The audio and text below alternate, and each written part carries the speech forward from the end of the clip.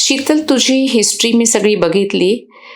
तू 33 वर्षाची आहे. संजय पण 34 वर्षाचा आहे. दोघं जण आसाममधले आहेत आणि लग्नाला 4 वर्ष झाली आहे. ही पहिलीच प्रेग्नन्सी आहे आणि तुझे 30 आठवडे आता पूर्ण झालेले आहेत आणि तुला खास सुट्टी आहे.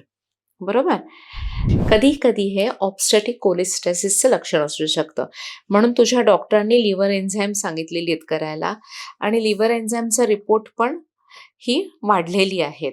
म्हणजे एस-जी-ओ-टी 252 झालंय, एस-जी-पी-टी पण 516 आहे.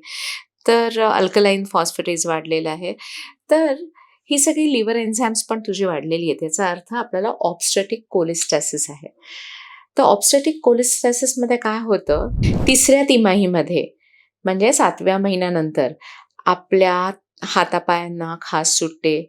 म्हणजे प्रेग्नन्सीत बऱ्याच लोकांना सुटते, पण त्यांना पुरळ वगैरे असतं, चट्टे असतात, तसं नाहीये. नुसतीच खाज सुटत असते. ती रात्रीच्या वेळेला जास्त असते. मळमळ जरा वाटतं, थकवा वाटतो.